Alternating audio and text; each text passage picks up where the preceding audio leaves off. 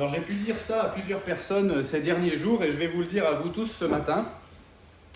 Il n'y a rien de plus important comme institution sur la terre que l'Église chrétienne. Rien de plus important comme organisme, comme société, comme communauté de personnes identifiées, structurées et agissantes dans le monde. Et nous, à l'Église Lyon-Gerland, on est une expression locale de cette grande institution.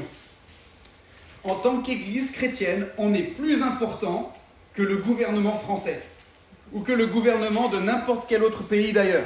On est plus important en tant qu'Église chrétienne que l'Union européenne. On est plus important que le Fonds monétaire international, plus important que l'OMS, plus important que l'OTAN, plus important que l'ONU. Mais ce matin, je ne suis pas persuadé que vous en êtes tous persuadés.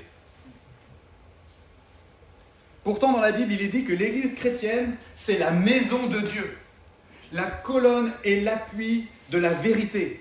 Il est dit dans les Écritures que l'Église est en quelque sorte en campagne contre le séjour des morts. Il est dit que l'Église est le corps mystique de Jésus-Christ, qui est lui-même la deuxième personne de la Trinité. Il est dit dans la Bible que l'Église chrétienne est le temple du Saint-Esprit, qui est lui-même la troisième personne de la Sainte Trinité. Mes amis, bienvenue à l'Église chrétienne. Je tiens absolument à ce que vous compreniez combien l'Église chrétienne est éminemment, suprêmement importante en tant qu'institution dans notre monde, pour que vous mesuriez ensuite la gravité et l'urgence de ce que je vais vous dire dans un instant. C'est qu'il en faudrait peu pour que l'Église Lyon-Gerland éclate en 1000 morceaux et disparaisse du jour au lendemain.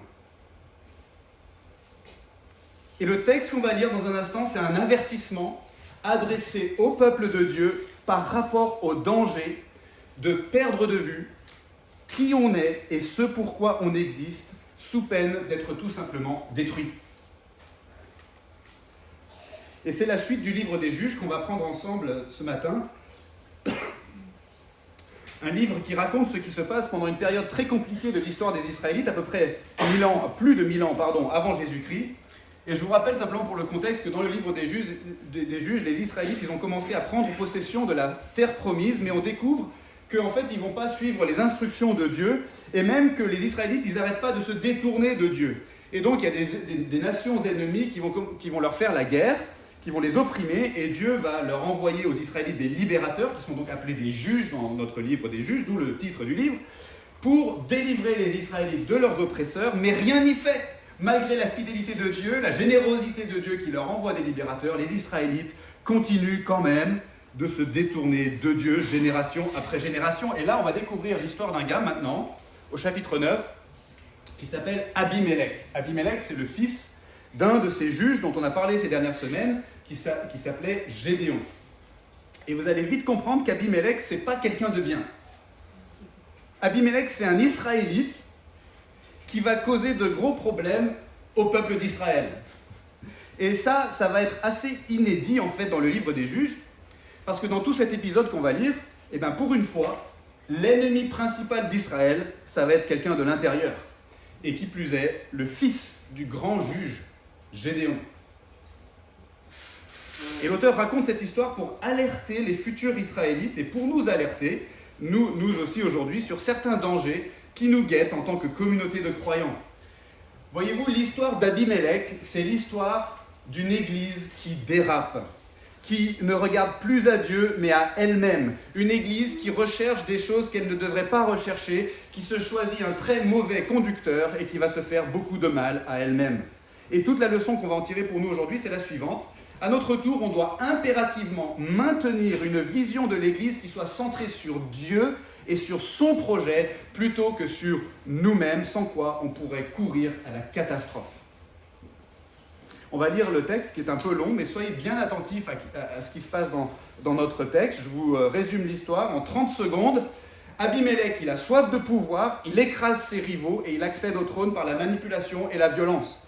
Les Israélites reçoivent alors un avertissement prophétique par rapport au danger extrême auquel ils s'exposent en suivant un tel conducteur, mais ils s'en fichent. Après quelque temps, des gens aussi bêtes et méchants qu'Abimelech vont se soulever contre lui, ce qui va provoquer une véritable guerre civile en Israël, mais surtout, ça va provoquer la fureur d'Abimélec qui va tout détruire alors sur son passage, mais heureusement, à la fin, c'est Dieu qui intervient pour détruire celui qui cause du tort à son peuple.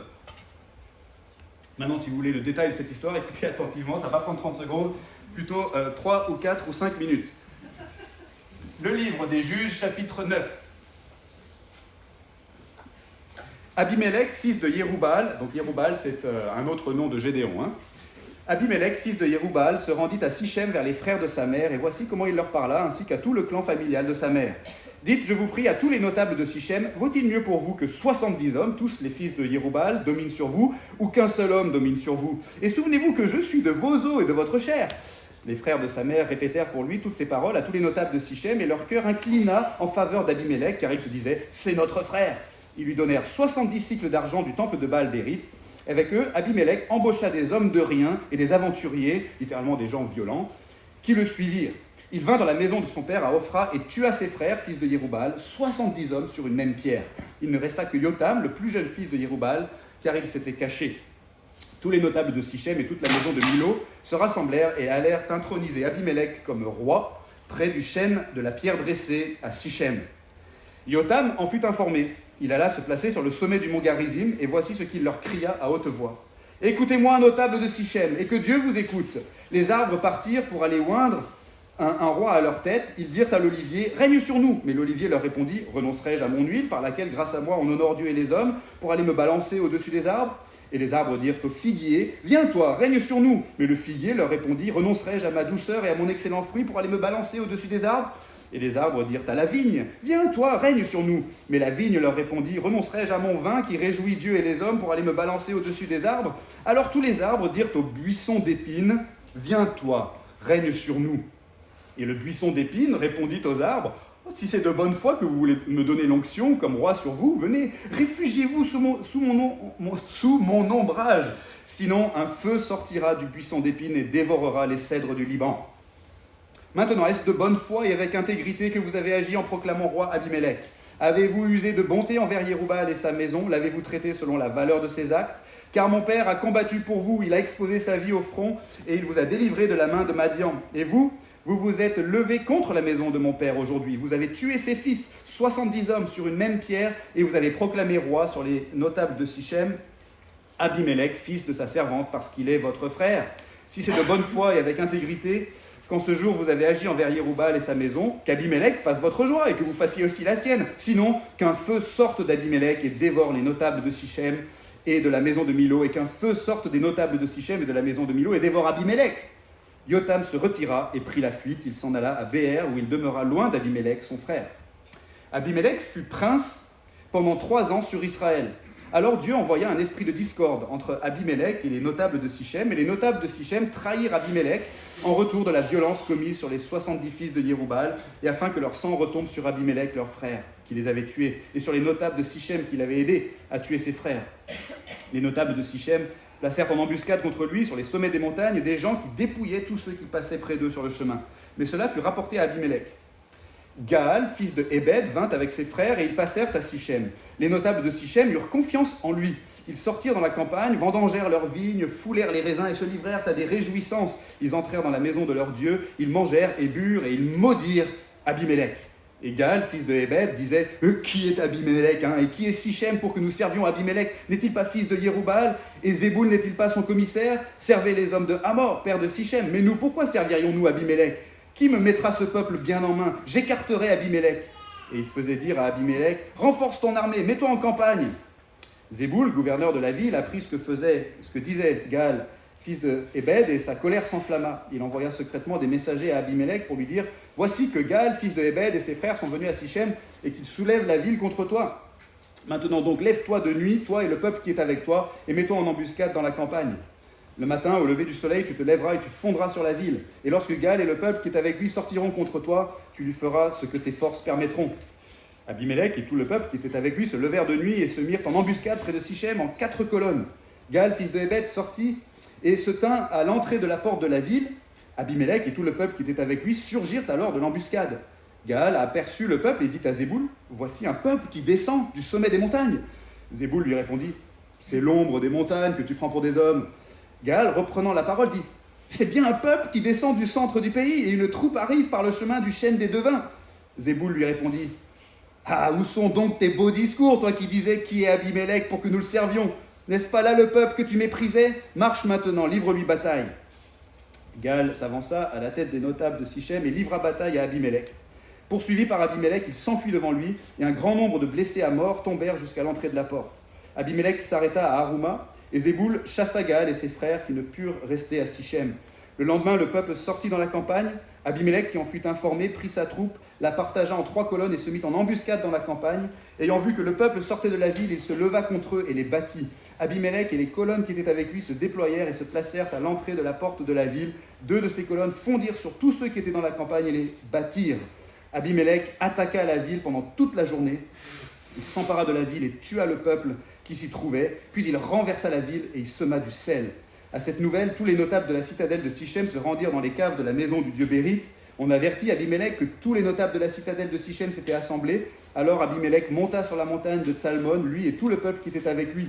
Abimélec prit en main une hache, coupa une branche d'arbre, l'enleva et la mit sur son épaule. Ensuite, il dit au peuple qui était avec lui, « Vous avez vu ce que j'ai fait, hâtez-vous de faire comme moi. » Et tout le peuple coupa chacun une branche, et ils suivirent Abimélec. Ils placèrent les branches contre la cave, ils incendièrent la cave avec ceux qui s'y trouvaient. Ainsi périrent tous les gens de la citadelle de Sichem au nombre d'environ 1000 hommes et femmes. Abimélec marcha contre Thébets. Il assiégea Thébets et s'en empara. Il y avait au milieu de la ville une forte citadelle où se réfugièrent tous les hommes et les femmes, ainsi que tous les notables de la ville. Ils s'enfermèrent et montèrent sur le toit de la citadelle. Abimélec parvint jusqu'à la citadelle, il l'attaqua et s'approcha de la porte pour y mettre le feu.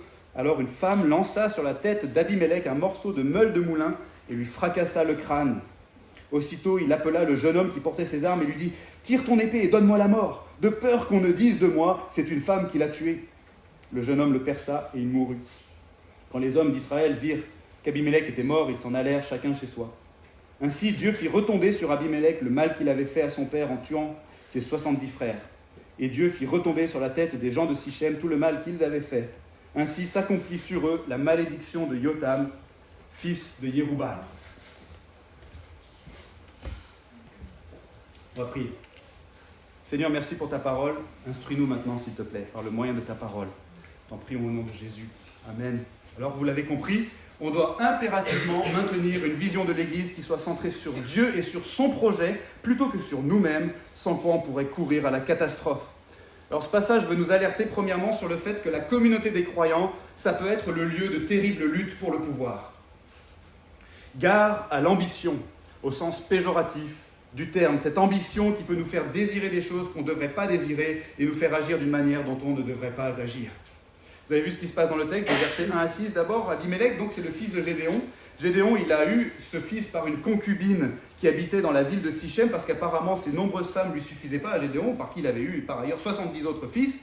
Alors Gédéon, on découvre qu'il avait dû être lui-même quand même assez ambitieux et fier, comme on l'a vu d'ailleurs un petit peu la dernière fois, c'était un peu ambivalent, parce qu'il a donné le nom Abimélec à Abimélec. Et ce nom veut dire « mon père est roi ». Donc le père d'Abimélec a nommé son fils « mon père est roi ». C'est un peu bizarre parce que Gédéon, il semblait avoir dit qu'il ne voulait pas régner sur Israël, mais en même temps, il appelle son fils « mon père est roi ». Puis on avait vu quand même qu'il était un peu ambivalent, ce Gédéon, on a vu ça la dernière fois. Abimélec, en tout cas, son fils, maintenant que son père est mort, il veut le pouvoir. Et donc, il a bien intégré le message de son prénom, qui lui a été rabâché depuis son enfance, et il estime qu'il a un droit à la succession au trône, ou au pseudo-trône, de son père. Alors, regardez bien ce qu'il fait. Il va se rapprocher de son clan, les gens qui sont proches de lui, au niveau familial, il va les manipuler, il va lever des fonds, il va recruter des militants, littéralement, verset 4, une petite milice constituée de gens vides et violents. C'est le sens en hébreu. Et puis, finalement, il va éliminer tous ses concurrents, c'est-à-dire tous ses frères, en les assassinant, sauf un qui arrive à échapper, il s'appelle Yotam. Et ce qui se passe au verset 6 de notre texte est très très significatif, si vous avez le texte sous les yeux. Quand le texte dit qu'Abimélec se fait introniser comme roi près du chêne de la pierre dressée à Sichem. Parce que cet endroit, c'est là où le peuple d'Israël avait juré qu'il servirait toujours l'Éternel et qu'il obéirait à sa voix. Et ils avaient fait ça à l'époque de Josué, qui avait dirigé les premières opérations de conquête de la terre promise. Donc, pas si longtemps auparavant en termes de génération. C'était en fait la conclusion du livre de Josué, qui se trouve juste avant le livre des juges dans notre Bible, et on peut lire ceci. Josué conclut en ce jour une alliance avec le peuple. Il prit une grande pierre qu'il dressa là sous le chêne, et Josué dit à tout le peuple, « Voici, cette pierre servira de témoignage contre nous, car elle a entendu toutes les paroles que l'Éternel a échangées avec nous. Elle servira de témoignage contre vous, de peur que vous ne reniiez votre Dieu. » Donc ce qui se passe dans notre texte est très grave et très symbolique. On a un gars qui fait des choses ultra méchantes, contraires aux voies de Dieu, par pure ambition personnelle. Et tout ça est consommé, si j'ose dire, dans un endroit pratiquement sacré qui devait normalement évoquer, au contraire, la fidélité à Dieu et à son alliance. Ça me fait penser à ces gens qui se font parfois prendre en photo devant des panneaux qui interdisent de faire des choses, et ils sont précisément en train de faire ces choses qui sont interdites par le panneau. Et ils sont visibles sur la photo en train de faire le truc qui est interdit par le panneau qui apparaît aussi sur la photo, comme par exemple fumer devant un panneau qui dit interdiction de fumer, ou bien s'allonger dans l'herbe juste à côté d'un panneau où c'est marqué pelouse interdite. Pour prendre un autre exemple peut-être un peu plus grave, ça me fait penser à la chanteuse Madonna qui en 1989 avait tourné un clip vidéo plutôt sensuel comme à son habitude, mais qu'il avait tourné dans une église. Et ça avait choqué beaucoup de gens à cette époque. Et dans notre passage aussi, on a une image choquante. Un mec assoiffé de pouvoir, avec du sang sur les mains, qui prend le pouvoir en Israël avec la complicité et le soutien de nombreux Israélites. Et où se déroule la cérémonie d'intronisation ? Près du chêne de la pierre dressée à Sichem. On est censé être choqué. On est censé vraiment prendre à cœur ce texte comme un avertissement. Oui, voyez-vous, la communauté des croyants, ça peut être le lieu de terribles luttes pour le pouvoir. On doit faire attention. Parce qu'en tant qu'êtres humains, par nature, on aime avoir de l'importance, de l'influence, on aime le contrôle, on aime la reconnaissance. Henry Kissinger, le diplomate et ancien secrétaire d'État américain, qui a eu 100 ans cette année, a dit dans une interview en 1976, il a dit « Le pouvoir, c'est l'aphrodisiaque suprême ». Et le truc, c'est que dans l'Église, comme dans tout mouvement religieux, il y a en plus un facteur spirituel qui fait que les positions d'autorité peuvent être encore plus attrayantes parce que ça peut nous donner une emprise encore plus grande sur les gens. C'est pour ça qu'il y a des gourous un peu partout dans le monde qui sont multimillionnaires. C'est pour ça qu'il y a des pasteurs qui sont parfois mégalos, arrogants, ultra-directifs, obsédés par le contrôle, incapables de déléguer ou d'accepter la contradiction, parce que leur position d'importance les flatte. Et c'est pour ça aussi qu'il y a des gens dans les assemblées qui ne sont pas appelés par Dieu et qui ne sont pas qualifiés, mais qui désirent quand même accéder à des responsabilités et à des positions d'autorité dans l'Église. Pourquoi ? Parce que ça donne envie. À cause de ça, on doit être super vigilant sur ce qui se passe dans notre cœur, surtout si on est pasteur, ou si on est ancien dans l'Église, ou si on est animateur de groupe de maison, ou référent d'un service dans l'Église. On doit faire attention. Sauf si on a envie d'abîmer l'Église. Dans ce cas, allons-y, achetons le livre d'Abimelech intitulé « 12 astuces machiavéliques pour accéder aux responsabilités dans l'Église de Jésus-Christ ». Mais regardons la suite parce que ça ne s'arrête pas là. Deuxièmement, Abimelech n'a pas été intronisé sans le consentement des Israélites. Des Israélites naïfs qui n'ont pas été vigilants et qui se sont vite laissés éblouir par ce candidat à la royauté qui avait l'air très très sûr de lui. La deuxième chose que ce passage veut nous faire comprendre ici, c'est que dans la communauté des croyants, c'est facile de laisser le champ libre aux fortes personnalités. Mais c'est aussi extrêmement dangereux. Gare à la naïveté. Ce que l'auteur veut viser maintenant, ce n'est pas tant les mauvaises motivations du cœur, mais maintenant la passivité des Israélites, c'est leur manque de discernement et même leur manque de volonté d'exercer le discernement devant cet Abimelech qui leur promet la lune. Vous avez vu ce qui se passe dans le texte, versets 7 à 21 ? Yotam, donc, le frère d'Abimelech, qui a survécu, monte sur une montagne et il fait un discours destiné aux responsables de la ville de Sichem, c'est-à-dire aux gens qui ont soutenu l'intronisation d'Abimelech. Et c'est une sorte de parabole qu'il leur raconte. Les gens sont représentés comme des arbres de différentes espèces qui veulent que l'un d'eux règne sur eux. Or, tous les bons arbres, qui donnent du bon fruit, qui sont jolis, etc., ils disent « Non, c'est pas mon rôle de régner sur vous ». Et bien du coup, à la fin, il reste un arbre, c'est le buisson d'épines. Et lui, il dit oh, moi, régner sur vous? Bon, d'accord, hein, si vous insistez. La moralité de cette parabole, c'est de montrer que le buisson d'épines, en réalité, c'est un opportuniste qui profite de la passivité des autres arbres. Et le problème, c'est que le buisson d'épines, c'est le pire des candidats pour régner. Oh, si vous voulez vraiment de moi, alors venez, réfugiez-vous sous mon ombrage. Sinon, je vais tous vous massacrer. Vous voyez ce qui se passe? Maintenant que le buisson d'épines est roi, ben les autres arbres, ils ont le choix entre deux mauvaises options maintenant. Soit ils sont dociles et ça va être désagréable, soit ils se rebellent et ça va être désagréable. Alors chez moi, dans mon jardin, j'ai malheureusement pas mal de buissons d'épines. J'ai des ronces qui poussent un peu partout et comme je n'ai pas beaucoup de temps pour m'occuper de mon jardin, c'est assez envahissant en fait. Mais même quand il faisait super chaud cet été, j'ai jamais eu l'idée d'aller m'allonger à l'ombre des ronces de mon jardin. Parce que ça doit être hyper inconfortable de se glisser sous un buisson d'épines. Ah, enfin il fait frais. Non, pas du tout, parce que ça doit piquer. Vous imaginez aller chercher l'ombre d'un buisson de ronces. Donc les Israélites, dans notre texte, ils se sont fait avoir. Ils ont voulu un roi et ils ont obtenu Abimélec. Maintenant, ils sont coincés. Et Yotam, il leur dit, est-ce que vous recherchiez un roi pour de bonnes raisons, en fait? Vous pensez que oui? Eh bien, allez-y, alors maintenant, profitez bien de votre nouveau roi, l'ignoble Abimélec, qui va vous tyranniser. Mais la réalité, c'est que vous n'avez pas agi de bonne foi et avec intégrité. J'en veux pour preuve votre manque de loyauté envers mon père Gédéon et votre nonchalance, chers Israélites, votre passivité, votre manque de discernement, ça vous a donné Abimélec et ça va vous conduire à la catastrophe. Qu'est-ce qui s'est passé? Les Israélites, ils n'étaient pas très vigilants. Et ça a laissé le champ libre à un Abimélec. Et l'auteur nous raconte ça pour nous dire, faites gaffe, c'est déjà arrivé dans l'histoire du peuple de Dieu. Ça peut vous arriver. Vous voyez, dans la communauté des croyants, c'est facile de laisser le champ libre aux fortes personnalités, mais c'est aussi extrêmement dangereux. Il y a quelques années, il y a eu un Abimélec dans notre église, l'église de Lyon-Gerland. Un homme qui a accédé au pouvoir dans l'église par la ruse à une époque où c'était très très compliqué de trouver des gens qui accepteraient d'assumer des responsabilités. Tous les arbres disaient non, non, pas moi, pas moi. Lui, ah d'accord, le buisson d'épines.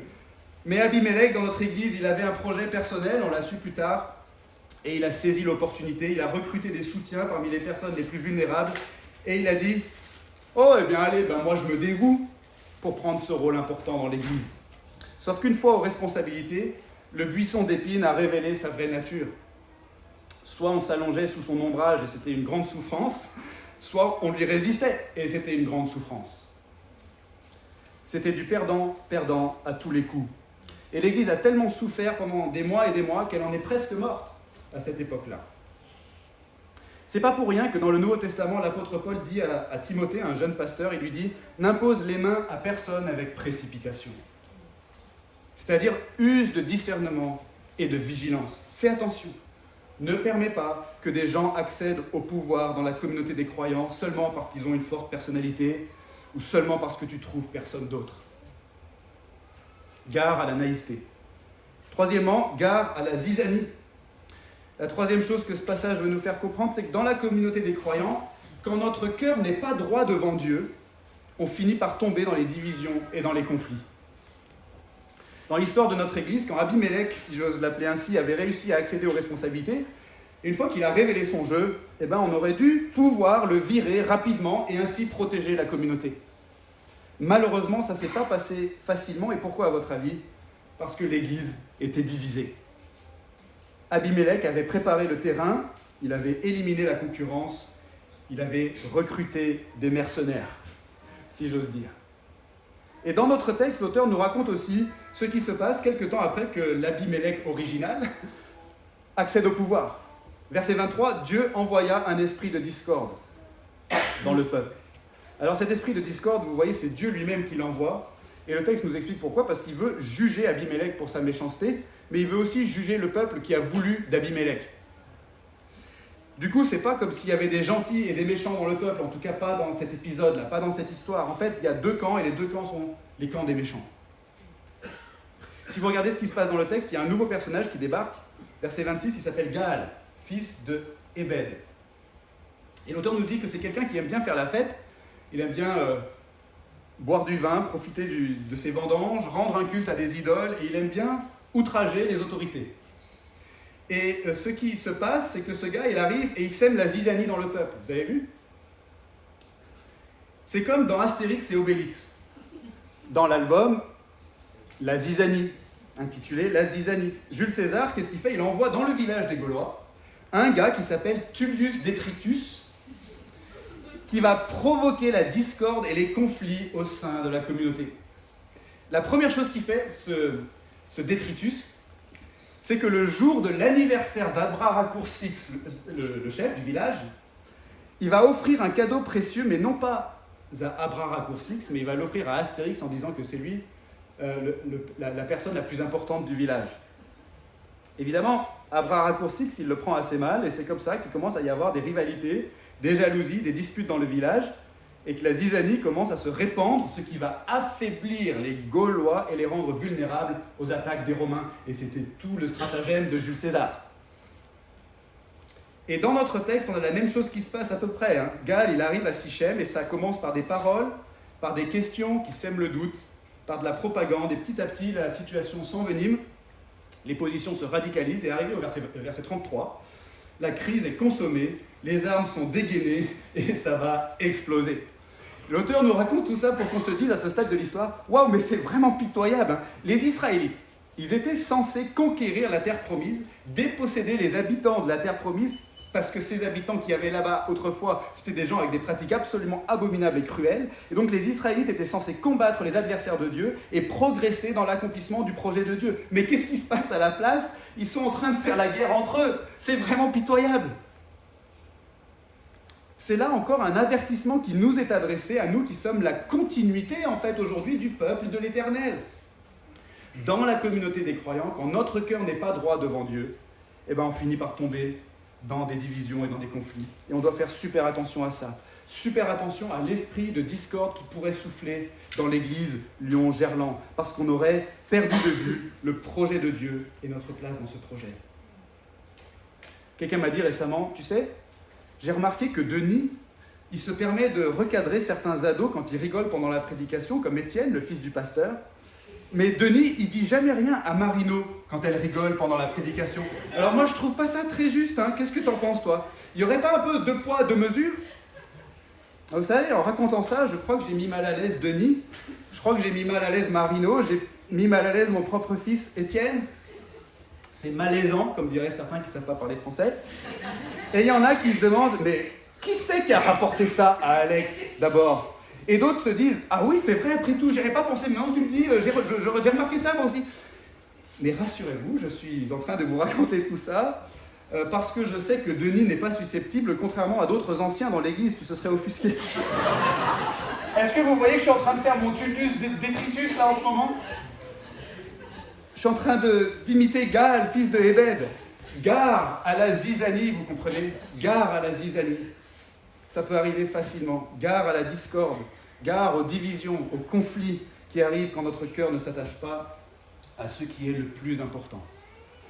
Et on va y revenir dans un instant. Mais avant ça, quatrièmement, vous voyez, on avance bien, il y a 5 points, mais on est déjà au quatrième. Quatrièmement, gare à la colère. Ce que ce passage veut nous dire aussi, c'est que dans la communauté des croyants, parfois les conflits peuvent être si violents qu'on va s'auto-détruire. Et ce qui se passe dans notre texte est vraiment horrible, à partir du verset 34. On n'a pas le temps de tout regarder dans le détail. Mais en gros, ce qui se passe, c'est qu'Abimelech, il pète les plombs. On a la description dans ces versets d'un homme absolument furieux. Il rassemble des troupes pour faire la guerre à Gall, qui a osé l'insulter, versets 34 à 38. Alors Gall, il essaye de se défendre, mais il se fait écraser et chasser de Sichem, versets 39 à 41. Mais ça ne suffit pas pour calmer Abimelech. Il va poursuivre le peuple, assiéger la ville, tuer tout le monde et répandre du sel dans la ville, ce qui symbolise en quelque sorte la stérilisation de la ville. C'est une forme de malédiction rituelle. Versets 42 à 45. Alors il y a des gens quand même qui arrivent à se réfugier dans la cave de la maison du dieu Bérite, un faux dieu païen. Eh bien, Abimelech, il va y mettre le feu et tuer tout le monde. Versets 46 à 49. Ainsi périrent tous les gens de la citadelle de Sichem, au nombre d'environ 1000. hommes et femmes. Voilà l'effet de la fureur d'Abimélec. Il a rasé Sichem, sa ville natale. Il a tué les gens qu'il avait voulu comme roi au départ. Quand on arrive là dans le texte, on est censé secouer la tête. Comment est-ce qu'on en est arrivé là? Les Israélites ont été délivrés de l'esclavage en Égypte par Dieu, par sa grâce, par la force de son bras. Et il les a conduits dans le désert jusqu'à la terre promise. Et là, Dieu leur a dit, voilà, je vous donne ce merveilleux territoire, allez-y. Prenez possession du pays, je le livre entre vos mains. Les nations d'ici méritent d'être dépossédées parce qu'elles font des trucs absolument horribles. Faites-leur la guerre et je vais vous donner la victoire parce que je suis avec vous. Mon projet à moi, l'Éternel, le Dieu Tout-Puissant, consiste à vous donner ce pays pour que vous, Israélites, vous y viviez, pour que vous y prospériez et pour que vous rayonniez de manière à ce que toutes les nations de la terre voient la justice et la paix qui procèdent de la foi que vous avez en moi et qui procèdent de cette relation d'alliance qui existe entre vous et moi. Voilà mon projet. Mais à la place, qu'est-ce qu'on a ici dans notre texte? Un Abimélec vert de rage, un anti-juge, un anti-libérateur qui, au lieu de faire la guerre aux ennemis d'Israël, fait la guerre à Israël. On a un peuple de Dieu qui est en train de faire exactement l'inverse de ce à quoi il était appelé. Et il n'a même pas besoin de l'aide de ses ennemis pour ça. Vous savez, je ne sais pas si ça vous est déjà arrivé de sortir de vos gonds, comme on dit. À un moment donné, vous craquez sous le stress, sous la frustration, et vous vous énervez vraiment. Et parfois, quand ça arrive, on peut avoir des gestes brusques et incontrôlés qui peuvent provoquer des dégâts qu'on regrette après. Comme donner un coup de poing dans le mur, ou jeter un objet précieux par terre. Quand on est au volant de sa voiture, ça peut être super dangereux de sortir de ses gonds. Et la violence routière, c'est vraiment un phénomène bizarre qui peut faire peur parce que ça peut avoir de graves répercussions et ça arrive malheureusement. Quand on est pris de colère, on ne mesure pas sur le moment les dégâts qu'on est en train de causer. Et dans notre texte, les Israélites, ils sont aveuglés par le conflit. Et ça peut être pareil dans l'Église aujourd'hui. Dans la communauté des croyants, parfois les conflits peuvent être si violents qu'on va s'auto-détruire, on n'a même pas besoin de l'aide de nos ennemis pour ça. Mais sur le moment, on ne s'en rend pas compte. On doit être ultra vigilant. On doit faire attention, vous comprenez. Et dans quelques instants, je vais donner quelques pistes pour qu'on sache comment éviter de tomber dans la situation des Israélites de notre texte. Mais d'abord, regardons la fin de l'histoire. Cinquièmement, gare à la malédiction. La dernière chose qu'on voit dans ce passage, c'est que même si nous, on est infidèles, eh bien Dieu, lui, va toujours demeurer fidèle à son alliance. C'est-à-dire que Dieu va de toute façon réaliser toutes ses promesses. Et ça, en fait, ça peut être une bonne ou une mauvaise nouvelle pour nous. Une bonne nouvelle si notre foi est en Dieu. Et si on aime Dieu et qu'on se repose sur lui. Mais une mauvaise nouvelle si on se détourne de lui et qu'on fait le jeu des adversaires de Dieu et de son projet. Regardez ce qui se passe au verset 50 à 57 dans la fin de notre chapitre ici. Abimélec est vraiment pris dans une spirale de colère. Il a détruit Sichem, mais ça ne lui suffit pas. Alors il passe à la ville d'à côté, la ville de Thébès. Là aussi, il veut tuer tout le monde. Sauf que cette fois, une femme lui jette un morceau de meule de moulin depuis le haut de la citadelle et ça lui fracasse le crâne, verset 53. Et là, l'auteur du texte, il va se faire plaisir. Il raconte qu'Abimélec, il demande à son porteur d'armes de l'achever parce qu'il ne veut pas qu'on sache que c'est une femme qui l'a tué. Parce que ça serait beaucoup trop humiliant, vous comprenez? Vraiment, le grand et redoutable Abimélec, il est mort parce qu'une femme lui a jeté un morceau de meule de moulin sur la tête, mais c'est ridicule! Abimélec, il ne veut surtout pas qu'on le sache. Et qu'on se souvienne de lui comme ça. Alors son porteur d'armes l'achève avec son épée. Sauf que vous avez saisi l'ironie. L'auteur nous raconte justement comment il est mort. C'est consigné pour toujours dans les textes sacrés d'Israël. Tous les croyants de tous les siècles qui vont lire ce texte et toutes les églises dans lesquelles on va prêcher sur le livre des juges, tout le monde saura qu'Abimélec est mort parce qu'il s'est pris une pierre sur la tête qu'une femme lui a jetée. Et en fait, ce qui se passe ici, c'est que l'auteur se moque d'Abimélec. Et on avait vu ça, vous vous rappelez, par rapport à un autre roi méchant qui s'appelait Églon le Gros. Et en fait, voilà, l'auteur se permet de se moquer. Et c'est une façon de souligner en fait la malédiction et le jugement de Dieu qui se sont abattus sur lui. Abimélec a été vaincu, éliminé et humilié par Dieu, par l'intermédiaire d'une femme qui lui a écrasé la tête. Il y a sûrement une allusion ici à la promesse que Dieu avait faite bien des siècles auparavant de vaincre son adversaire ultime, le diable, par le moyen d'une femme dont la descendance un jour lui écraserait la tête. Non seulement ça, mais dans notre texte, le peuple lui-même, qui était au départ complice d'Abimélec, qui avait désiré l'avoir pour roi, le peuple aussi a été jugé et maudit par Dieu. Et la conclusion de l'auteur est très claire au verset 57, « Ainsi s'accomplit sur eux la malédiction de Yotam, fils de Yéroubal. » Et finalement, on a un truc super intéressant qui se passe dans notre texte ici. Au tout début du chapitre, l'histoire avait commencé par Abimélec, fils de Yéroubal. Et maintenant, elle se termine par Yotam, fils de Yéroubal. Finalement, cette histoire, c'est l'histoire de deux frères. Et la question qui nous est posée à nous, les lecteurs, c'est « Et toi, t'es dans le camp duquel des deux ? Dans le camp d'Abimélec, le narcissique, dont le nom signifie « Mon père est roi », ou dans le camp de Yotam, le petit dernier, dont le nom signifie « L'Éternel est parfait ». Le texte est en train de nous montrer que même quand nous, les humains, on est infidèles, et qu'on fait tout pour faire capoter le projet de Dieu, eh bien Dieu, lui, demeure fidèle à son alliance, il demeure fidèle à ses promesses, et rien ni personne ne pourra l'empêcher d'accomplir son projet. L'Éternel est parfait, l'Éternel est complet, l'Éternel se suffit à lui-même, il a besoin de personne d'autre pour réaliser ce qu'il a décrété. Et ça, c'est super important parce que le livre des Juges, c'est l'histoire d'une catastrophe du point de vue des humains.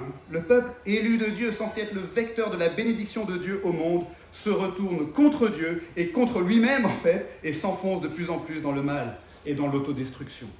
Et c'est pas seulement l'histoire du livre des Juges, ça. C'est aussi l'histoire de tout l'Ancien Testament, toute l'histoire qui précède la venue de Jésus-Christ. C'est même l'histoire de toute l'humanité, pourrait-on dire.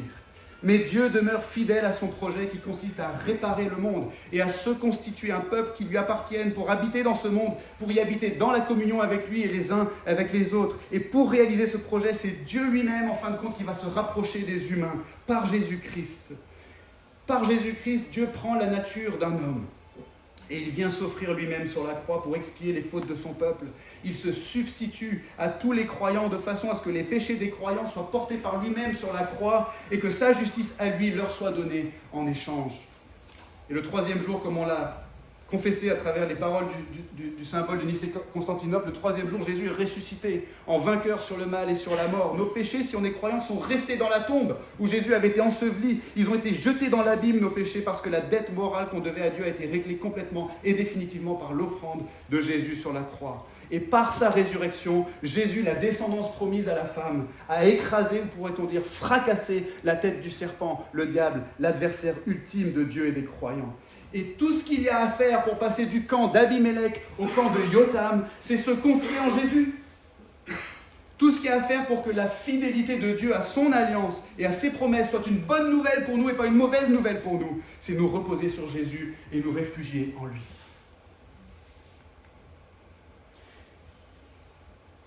J'ai été super long et je veux conclure rapidement avec quelques pistes pratiques.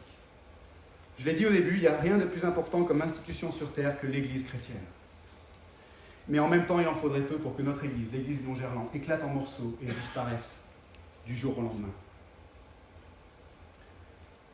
Est-ce que vous avez envie que ça arrive ? Bon, moi, personnellement, j'espère que non. Si vous avez conscience du rôle éminemment important que Dieu destine à son Église, ici-bas. Ben, si on ne veut pas que ça arrive, ce qu'on a vu dans notre texte aujourd'hui, c'est justement qu'on doit impérativement maintenir une vision de l'Église qui soit centrée sur Dieu et sur son projet, plutôt que sur nous-mêmes, sans quoi on pourrait courir à la catastrophe. Il faut qu'on fasse l'inverse des Israélites dans notre texte. Alors si on veut finir avec Yotam et pas avec Abimélec, on n'a qu'à faire un petit peu de rétro-planning.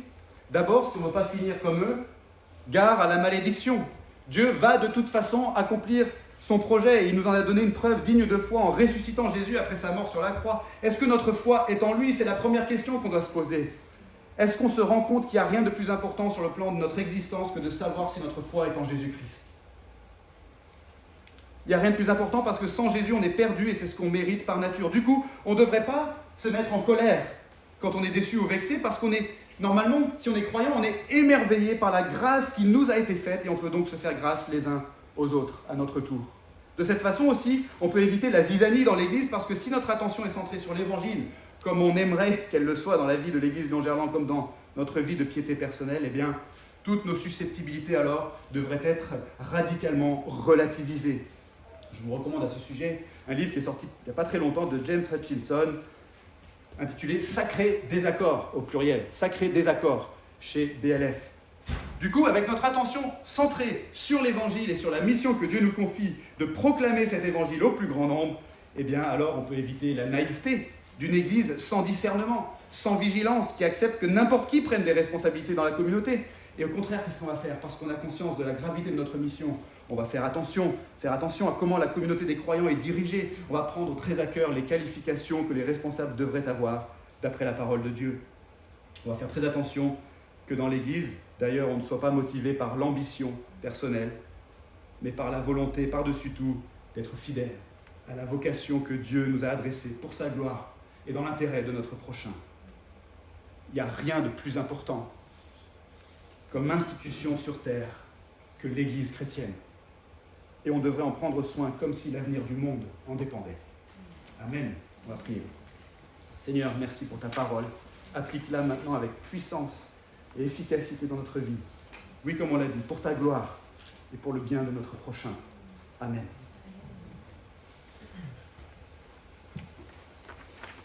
On va prendre un chant maintenant. J'invite les musiciens à revenir sur l'estrade. Une fois que les musiciens seront installés, vous pourrez vous lever si vous le souhaitez.